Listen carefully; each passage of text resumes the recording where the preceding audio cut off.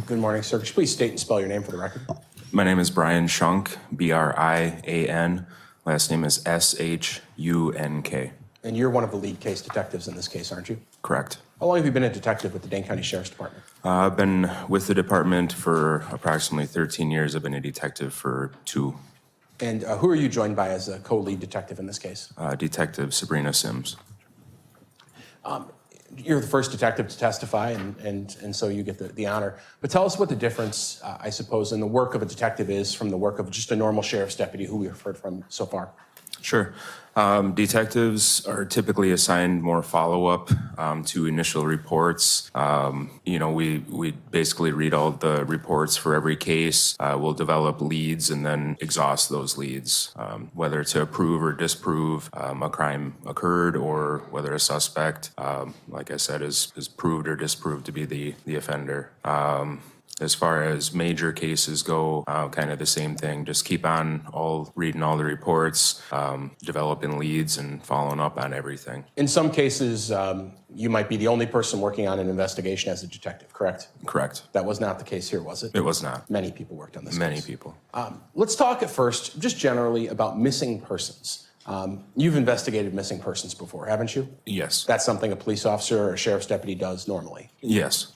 Fair to say you treat missing adults different than you do missing children. There's similarities, but yes. Adults, in many respects, if they want, can go missing, and there won't be a ton of police involvement as long as they're not at risk, right? Correct. Where if a kid goes missing, sometimes they hit that Amber Alert button and they wake us all up at night. Yes. They don't do that for adults, really. No. When you're entering into a missing persons investigation involving adults, what kind of things are you doing? And not speaking specifically about this case, but in general, what are you doing as a detective in a missing persons investigation? First thing, whoever the reporting party is, we want to talk to them and just see what background information they have as far as, the days leading up to when they were last seen or heard from. We'll go back through and make contacts with any of the people that would have been in last contact, such as coworkers, employers, friends, family, and just basically develop a list of leads of who we can talk to, where they were last seen. We'll talk to banks, figure out have they been spending any money. The list goes on. Were you asked to perform some of that work on July 7th, 2021 regarding the missing persons of Krista and Bart Halderson in Windsor? Yes. How early did you get involved in the investigation? I think we heard that Chandler went into the sheriff's department about 11:30 that day. When were you first kind of involved? I believe I was called around 1:30 p.m. and was at the Halderson home speaking with Chandler by 4:30. So now we've heard from 3 people already. You're the 4th person to speak to Chandler that day? I believe so. Tell me where you speak to Chandler in the Halderson home. Where do you go? So when I spoke with Chandler, we were sitting at the dining room table. And what did he tell you? Chandler told me much of the same as what we've already heard. His parents had gone missing after reportedly going to the cabin. Chandler said that he had helped them pack for the cabin on the evening of July 1st. He woke up at approximately 6:15 a.m. on July 2nd, the Friday, and they were already gone. He told me that he believed his parents were leaving with a couple of friends. He did not know who the friends were. Did he tell you anything they took with them to the cabin? Yes, Chandler told me that he had helped his parents pack tools, wrenches, pipe sealant, a hatchet, and 2 gas cans for the chainsaw. He also later told us that there was a bin in the garage for the cabin that they would take every time, and that bin was no longer in the garage, so they had taken that also. Did Chandler mention if he had heard from his mom or his dad since July 1st? So he's talking to you on the 7th. Had he heard from him in that intervening period at all by text message or phone? Yes, Chandler told me that he received a text message on Sunday, July 4th from his mother. Did he show it to you? Did Yes. he show you that message? Yes, he did. I'm showing you what's been marked in this case as exhibit number 3. It's 2 pages. Could you tell me what that is? These are screenshots that Chandler had shown me that evening and then sent me. And who are these communications purportedly with? Chandler reported that those are his mother and him. In these messages, there are 2 colors, and the messages are on 2 sides. But fair to say that messages purportedly from Mom are on the left and from Chandler are on the right. Correct. Mom says, "Hope things are going well for you, thinking about you." And Chandler says, "Going well, thanks." She sends a smiley face. And then Chandler says, "Dad's phone died, call or text me, and get soda on your way home. I have an extra hour of work." And she says, "K, I can."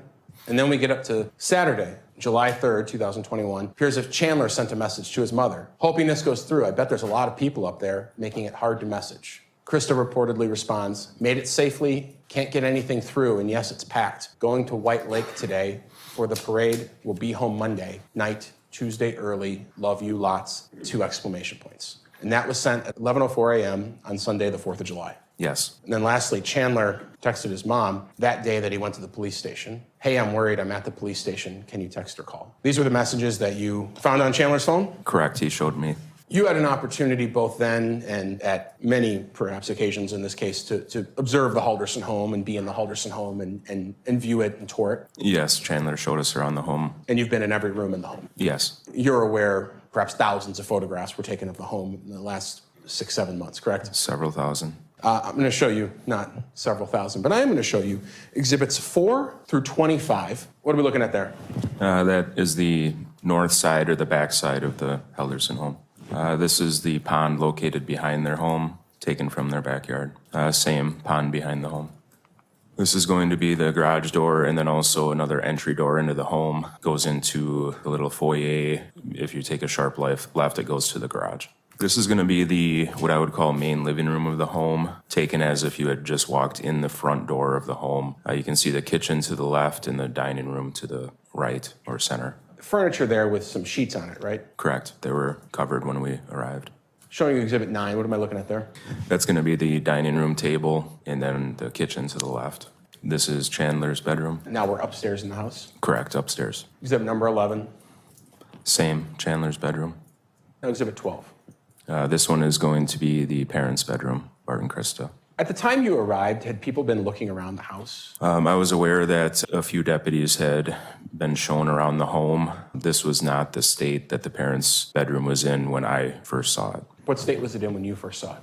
I stood in the doorway as not to enter. The bed did not have any of those items on it. The end table, I believe, was a little bit more organized. Fair to say this picture was taken partially during the police search, and so things are out. This was taken before the actual search warrant was conducted. Chandler told me that he had pulled out some drawers looking for certain things that would help in the investigation. This is going to be what I guess you can call the office level of the home, fireplace, and there was couches pushed together if you were to look to the left from this view. Quick question about this fireplace.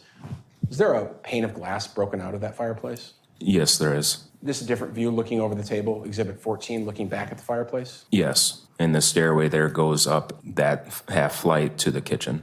On the table, there's a box fan when you arrived, or a small fan. Yes. Exhibit 15, is this that couch pushed together thing we've been hearing about? Yes, this is the same room. That door goes to the backyard, and then these are the couches that were pushed together that Chandler reportedly used as a fort, is what he called it. And these are very close to that fireplace, correct? Correct. Exhibit number 16, just briefly, what are we looking at there? This is going to be the shower, which is the only working bathroom in the house, on that same level as the couches we just looked at. Now we're in the basement, correct, with exhibit 17? Yes, this is the storage area, the lower portion, the basement, south side of it. As a sheriff's deputy for quite a while, I imagine you've searched quite a few homes, right? Yes. People keep their basements in an array of states. Yes. Was this on the more organized side or the less organized side of how people keep their basements?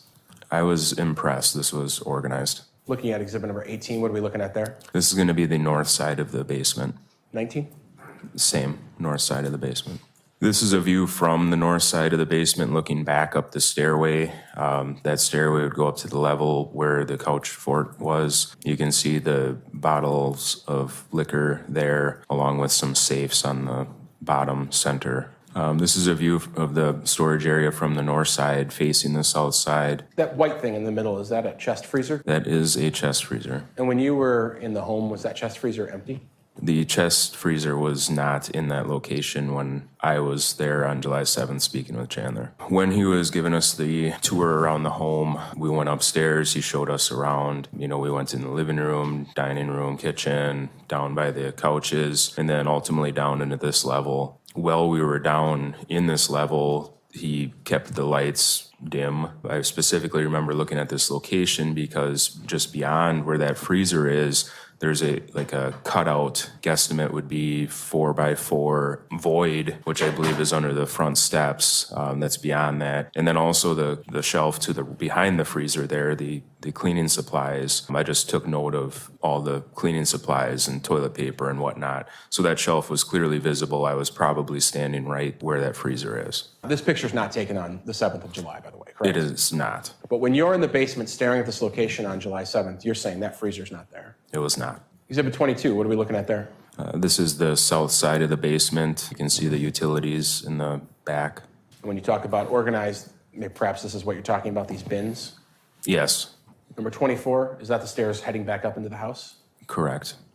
And lastly, number 25, what are we looking at there? A picture of the inside of the garage. The entry door back into the house is over by the trash bins that you can see on the left side. These two vehicles are Krista and Bart Halderson's. During your initial tour with Chandler, did he take you into the garage? Ultimately, yes. He seemed hesitant at first, but then did allow us into the garage. What do you mean by that? He told us that that his two dogs were in the garage and that they were very skittish and would bark and jump on us. But you were allowed into the garage? Yes, he ultimately brought the dogs in from the garage, then let us out into the garage.